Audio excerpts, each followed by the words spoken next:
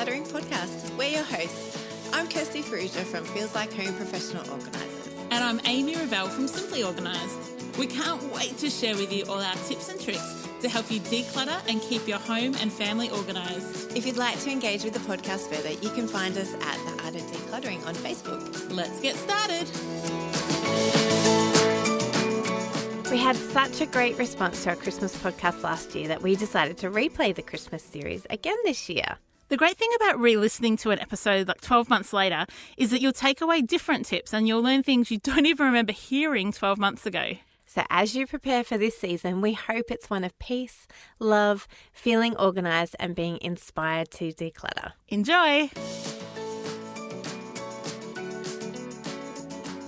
This is week 3 of our Christmas series, and today we're going to be talking to you about decluttering and organising your gifts, presents and gift wrap. Yay, Kirsty, we get to talk about presents at Christmas. You're a bit of a present person, aren't you? I am a present giver. It is one of my love languages. Have to say I didn't get a single present for my birthday from our listeners. Oh, from our listeners. You got some pretty nice birthday messages. Some pretty nice birthday messages, Miss Grumpy Bum. I am so grateful for all of our listeners. You light up my every day, so there was no need to give me a gift. And I'm glad that you all took me as I meant it, tongue in cheek. So that's yay right, you. Tongue firmly planted in your cheek. Our family's really not a present family. I think we've talked about this before, that I've got kids that what we call get present fatigue, where they've opened a couple and they just don't want to open anymore because they can't be bothered and they're not that excited by gifts. But our kids love experiences. Like, it's just brings such joy to them. And already in the car yesterday, they were talking about what kind of experiences they would like for Christmas this year. And they were coming up with some pretty cool ones. So I thought maybe I'll let them decide this year exactly what their present will be. Yes, and I'm sorry, listeners, if this episode is coming to you too late for your Christmas shopping experience. You may have already bought all of your Christmas presents. I know that when I do Christmas shopping, I often do it in November, so I don't have to go to the shops in December, because I hate the shops in December and how crazy it is. It's painful. So I'm sorry that it is the 4th of December. I am actually on a cruise at the moment. Yes, don't worry about the rest of us, Kirst. You just drink a cocktail, enjoy the sun, get on some islands, I will be having a beautiful experience, which is exactly what I love about Christmas as well. I do love giving experiences, and I love the fact that an experience is a decluttered gift. Oh, it's the best. What a great way to describe it. And experiences have memories attached to them, like having a remote control car for a kid, or a new phone, or a new handbag, or something for an adult. That's fine, but how amazing when you get to go swimming with dolphins, or climbing up in the top of trees, or jumping out of an aeroplane, or like those kind of experiences are pretty awesome. Yes. So, and it's not just, I think that we can be very creative in our concept of gifts and how they can contribute or not contribute to a family's clutter. So I don't think it just has to be experiences. It can be consumable gifts like chocolate or wine or food of some sort that will actually get eaten and will be used within a couple of days or weeks of Christmas. Yeah. You could make shortbreads for people like Kirst does. Yay!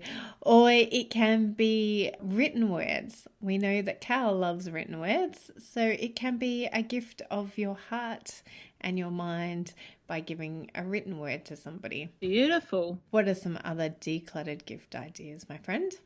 Well, some of the ones that we love to give as a family to the people who have it all, like my parents, for instance, is we love to buy something that gives a gift to someone else. So we love using Kiva. So kiva.org is let me see if I can get this right. It's a microfinance, non-profit enterprise. And so what you can do is, like, we would go in, say, and purchase a $50 gift voucher that goes to someone in Guatemala who wants to set up a sewing shop. And so they would get that capital, and then they can go ahead and make their venture. But what Dad would get, or what Mum would get, is a beautiful certificate that says, for Christmas this year, we have given the money that we would otherwise spend on your present to help someone who needs it. And, obviously you're giving them an opportunity and a step up. So we love using Kiva. We've used the World Vision catalogue in the past. There's a Tear catalogue. There's a Christian Blind Mission catalogue. There's so many out there where you can give a gift that's an experience, but just not an experience that either you or the person that you're giving it to experience. What you experience is the joy and the generosity from giving it, but you're really helping someone in need. I love those gifts. Do you do anything? I know you've spoken about how your kids don't love physical gifts as much as they love experiences. But we have, a few years ago, we took on board this concept of just giving our kids a few gifts. It hasn't always worked out the way we planned, but we do that thing, something they want, something they read, something to wear, and something they need. Oh, I like that. Yeah. Say that again. Something they want, something to read, something to wear, and something they need. That's awesome. What a great way to do it. Yeah, we shape our gifts to them around them. So they get the need and they want can be interchangeable. So that will be when they get their Lego. Yep. And we could fit it into either category depending on our perspective. They often get PJs to wear. We give them PJs on Christmas Eve so that they can go to sleep in their new PJs. Or they might get a dress or some fancy clothes to wear on Christmas Day. That's where there's something to wear. There's something to read is obvious. We give them a book, and like Oliver is right into the Diary of a Wimpy Kid at the moment. And the 1 million story treehouse. 91 we're up to. Yeah, so he's into them at the moment. So he'll be getting one of them probably, or he's also into Star Wars. So we could, there's a never-ending supply of books for him. And then there's that something that they want. So, that's where we go to their list that they've written for Santa and see if there's anything that we would prefer us give them than Santa gives them. So that's what we do in our family. And so the experience can come into the need or want as well. Yeah, that's a really good way of doing it. Like if they need basketball training, they can have a boot camp that they're given a ticket to, or, like piano lessons, guitar lessons. Yeah, and that's exactly what we had spoken to the kids about this year, actually. They were like, we want to do this next year and we want to do that. And we're like, well, one, let's see if it fits in with our weekly, how we've designed our week and the boundaries that we've put around how much time we spend out of the house during the week. But also, can it fit into our budget? And then we were like, well, maybe Santa can get you the thing that you want. Like maybe Santa can get you the piano lessons actually Oliver wants to learn the clarinet. So the clarinet lessons, maybe Santa can get you that. And Emily wants to add gymnastics to her schedule next year. So we're like, well, maybe Santa can get you gymnastics lessons. It's a great idea. Yeah, that the experiences are going into that want or need, or that mum and dad need Santa to pay for it. We tend to buy our kids one big present and then something to share, and then that's kind of it. Like it's unusual for them to get more than one or two items just because they're not valuing it as much, and then they get their experience. So last year they may not be thrilled about this. Well, they were, because they got an iPad each, and the reason is that the school implemented an iPad program and we had to buy one for their education anyway. So they got those for Christmas, and we bought them Audi had these cool basketball shootout rings, and so we bought that for them to share that sits outside, and that was it for Christmas. Like they totally didn't need anything else. And then we had some experiences that we did as a family. I love finding experiences that you totally would never think of for a child, or you would never think that it's affordable, because when you do it as a gift, as like a main present, say you're spending $100, $150, you can actually get some really cool experiences in Australia for that price. So I encourage you, just Google, have a look around, ask your friends on Facebook, what's a cool experience for my 12-year-old, and you'll get some amazing ideas back. Do you know, I was listening because everybody knows I'm a super fan of Slow Your Home podcast, and they were talking about on their podcast, they actually had done a similar podcast to this on gift giving, and it's Don't go and listen to it, peeps, because it's very similar to ours and we're not copying them. We just both all live in the same world. So we all have the same ideas. But they were talking about masterclass.com. Yes. I had never heard of that. I thought that was very cool. Awesome. So I'm definitely going to check that out for Simon for his present, because I was like, ooh, he might want to do a masterclass in something that is really cool. My parents quite like getting those. They've done some really cool cooking classes actually. They go into the city and they might even go not backstage, what's it called? Behind, like where the chefs are in the kitchen at a restaurant, and learn how to make dumplings, or there's some really cool ideas out there. Kirsty, do you and your kids ever do something around Christmas that's like the Kmart wishing tree? Yes, we will. We have done in the past. We will do the Kmart wishing tree or some other donation. And as we mentioned in another episode, often for teacher gifts, we often give tier or World Vision gifts. Oh, good. So that is how we are generous over Christmas in that way. And I'm really looking forward to the kids being just a little bit older, so that on Christmas Day we can go and do soup kitchens or something to serve other people on Christmas Day. What a lovely idea. So I'm just waiting for them just to be a little bit older so that they can do that proficiently and effectively. and they understand the sacrifice too. Yeah. So, Amy, what do you do? Are you generous around Christmas other than to your family and friends? Yeah, it's really important to our family to do something that's age appropriate for our kids. So up until a couple of years ago, I was one of the volunteers for a group called Prison Fellowship, and I ran their birthday club program, which meant that every child registered with them who had a parent or both parents in jail would get a birthday present from us. And we would have those delivered or mailed out to every single child in Victoria that was registered with them. And so that meant that I would be managing quite literally hundreds and hundreds throughout the year of presents. So we would get to go and buy presents that were age appropriate and package them up and send them off. And then what we would do at Christmas is every child that was part of the birthday club program would get a gift bag full of presents that was suitable for their age and gender. And so that was something we loved doing. So our family would go and create multiples of those bags. Say we'd pick 4 kids and we'd get their age and gender and we'd make a bag for them. And then what was a real delight for us one year is we were even able to go and hand deliver those to the families that we had selected. And it was so amazing. And it was a real eye-opener for the kids and for Cal and I, to be honest, because these families are in such need and they're living not far from where we are, within half an hour, 40 minutes of where we live, and their living circumstances are just so different and their experience of Christmas is just so different. So to actually hand deliver them was a really special thing. Nowadays we work with our local church and we do some work with a group called Link. And so this year we've been given the age of 2 boys, so the same ages as my boys. And what we do is we grab a gift bag and we go to Kmart or the National Geographic shop or wherever the kids want to shop, and they fill that bag with presents, and then we donate that to a child in need. So for us, it's all about finding somewhere where the kids can pick presents that they actually quite like to go to a child their own age. So it takes the guesswork out of us trying to figure out, oh my goodness, what would a 12-year-old girl like? We just go 9-year-old boy. We totally know what they're into. And so that's what we're doing this year. Oh, that's great. I love it. It is, even if you just do the Kmart wishing tree, I think that's a great way just to teach your children that the giving around Christmas is the joyful thing, and receiving is great, but giving is far greater.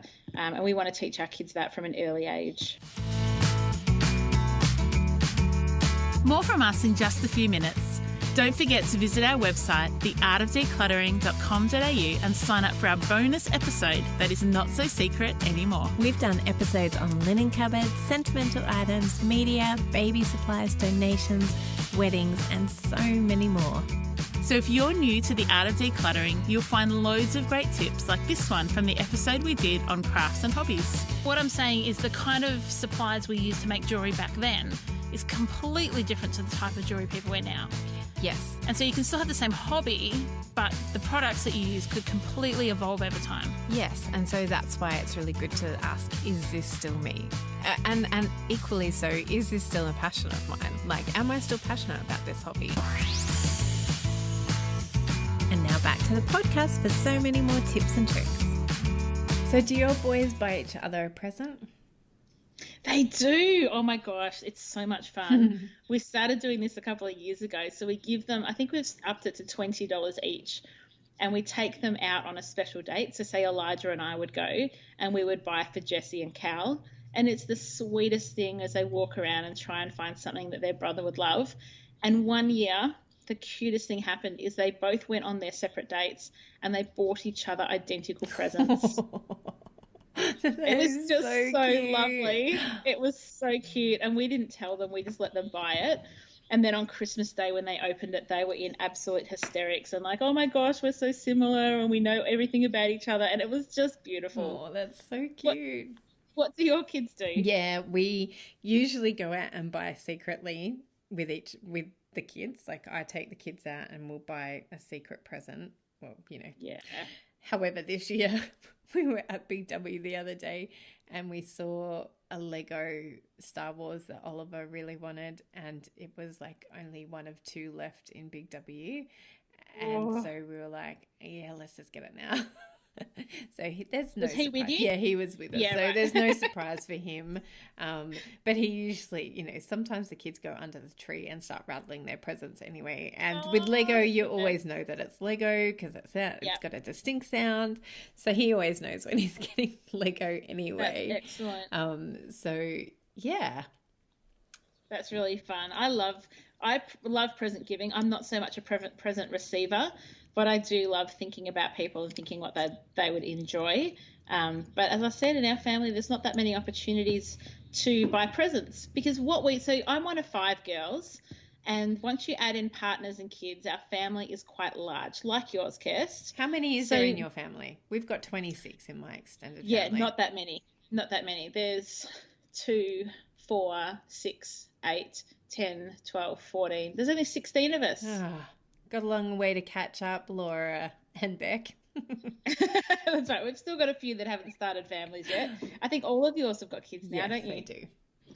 So what we do is instead of buying presents for all the nieces and nephews and sisters and partners and all that kind of thing, is a couple of years ago we decided not to do any presents between us. And what we would do is between Christmas and New Year, every year we go on a family trip. And so what we've been doing is actually going to a water theme park, and we just go for the day. Every family just pays their own entry, and we take all our own food and we go nuts for the day. It is the best ever. We absolutely love it. And it's no cheaper than it would be to, buy presents for people. But we get a day where we just stop after Christmas, hang out for the day. The cousins have a blast. The adults go down water slides and think we're so brave. And it's just a really, really fun day. You know what? I've been trying to figure out what to do for my family this year. And I was thinking that I was going to do an experience for each family. And I am now considering changing my mind and making sure that we don't end up at the same water park as you guys on the same day, but suggesting that would be way too much fun. Suggesting that we do something similar, because I am down in Melbourne in January, so it would be lovely to go and do something all together. I mean, we're all together all the time when I'm down there, but it would be nice to go and have an experience together, things as we're not actually doing Christmas Day with our family this year, or Boxing Day, as we spoke about last week. So I'm going to propose that to my family right now after we finish recording. Do it. I love it. You'll enjoy. So, Kirst, we also said we were going to talk about gift wrap today. How does Christmas gift wrapping go at your house? Are you one of those amazing people that puts native floral arrangements on every one and has beautiful ribbons and bows? How do you do it? I am so totally that person. Are you? No. Oh, Kirst, I was going to go, I learned something new about you. That surprised me. No. I definitely wrap. So I usually do the shopping in November. So I am often wrapping the presents before we've even put the Christmas tree up, because I absolutely love wrapping presents. I know we've spoken about this before in the present cupboard episode. You love gift bags. I love wrapping. And so there is often, I spend like 2 nights over the Christmas season and I just get all of the presents out and I just sit and wrap. And so I do like a themed wrapping. Like, so I'll wrap everybody's in the same wrapping and I'll have the same tags for everybody. So, and that will change depending on the wrapping and, it depends on the year. But I just wrap everybody's the same. Or I might wrap all the Farrugia families the same and then all the Thompsons a different colour. That was going to be my hot tip, Kirst, is we find it really helpful to do so similar themes. So we might say go red and silver, depending on what colours we've gone for Christmas that year. But we will pick different wrapping for different sides of the family, because what has happened one too many times is because Christmas is never here, is we'll go to one family and we'll have left a present under the tree for one person, which is awful. Or last year, for my niece, we'd bought a 2-part present and I left half of it under the tree and then we didn't see her again till February, so I had to deliver it then. So I think having themed paper is the way to go. If you can, just go 2 different colours and then everything in that blue and silver goes to this family and everything in the blue and white goes, it just makes it much easier. Yes, I do love that. Although it's easier for us because we are often travelling down to Melbourne for Christmas. So we often, when we're at the apartment that we're staying at, we will go through the night before and pack everything into a big, large bag and go, okay. And because we separate out our Christmases, so we have Christmas with one family on Christmas Day and Boxing Day on the other. So we will make sure that we've got everybody for one family. Like the Farrugia families are first. And there's not so many presents going to that family because we don't buy for, we buy for my nephew and his birthday is actually the 18th of December. So he gets 2 presents at once. And then winner chicken dinner. But we don't buy for his parents. And so then we buy for my parents-in-law and we buy for my other brother and sister-in-law. And then if we're having it at my sister-in-law's family's house, we'll buy for her parents as well. So there's not very many presents, and so it's quite easy on Christmas Day to go, okay, have we got Will's Christmas present, have we got his birthday present, and have we got everybody else's? Yes, let's go. Because they're already out, and they're not under a Christmas tree. They're not hard to miss. Does that make sense? So yes, because you're not having to dig under a tree. You've intentionally brought them down from Sydney already. Yes, but I do love the different wrapping, and I think that's so awesome and much easier to not lose presents, like you've said. I love it. I do have some family members that are super creative, and all their presents every year will have like native flowers on it, or they make their own. What are they called? They're like salt dough decorations. Yes. They are stunning, and they'll make one of those. And I just every year I feel a bit bad that you're getting a Christmas bag, but the thoughts there. Yeah, and that's one of the gift ideas that I have is actually to be creative, and do so we've spoken about making food, but making something. Like if you have a gift of sewing, then you could make things for people. If you have a gift for, like my mum is a beautiful artist, she could give a gift of her paintings to people. It's a great idea. So being creative. I just love coming back to the idea of presents. I just love the idea of thinking outside the square and not always having to go to the shops to buy things. And also maybe this year could be a year that you think more ethically about the presents that you get. So not only being generous in your gifts and giving donations and that, but also is the present that you're giving contributing to the world in a good way, or is it keeping people enslaved? So I've just had a quick look on Facebook because one of the beautiful mums at my school, Cecile, runs a shop really local to me in Eltham called Only Just, and it's all about fair trade clothing, handmade clothing, ethical clothing, toys, gifts, food, like bowls, and there is just so many beautiful things in there, jewelry. And so I love shopping at Only Just for our Christmas things because I feel like it's that double gift like we talked about before. You can buy a beautiful necklace for your mother-in-law, but you're also giving someone in Cambodia an opportunity to flourish in their trade. And so it's not only a great place to buy your presents for your family and friends, but also a great place to sneak in a few little gifts for yourself because everything in there is just so beautiful. So if there's a place like that near you, I suggest that you have a look at it and you might just find some things you never would have thought about before. Yes, love it. Love, love, love it. All right. Have we finished talking about gifts and Christmas wrapping, Amy? I think we have. I'm all out of ideas, but totally inspired to actually start doing my Christmas shopping for the boys really soon. I do a lot of it online because, like you, Kirst, I don't like the shops in December. So I'm going to start thinking and I'm going to start buying them online and hiding them up the top of my wardrobe. Well, we hope you have a beautiful week, listeners. Listeners, have an amazing week, and we will be back to you next week with another week of our Christmas series podcasts just to inspire you just that little bit more. Yeah, next week we're going to be talking about Christmas functions and how to host and how to attend Christmas functions in a decluttered way. Yay, can't wait. I will see you then. See ya. Bye. Thanks for joining us. If you've learnt something awesome today, do a friend a favour and share this episode so they too can learn the art of decluttering. You can find me, Amy, over at simplyorganised.net or on Facebook as Simply Organised PO. You can find me, Kirsty, over at feelslikehome.net.au or on Facebook as Feels Like Home PO.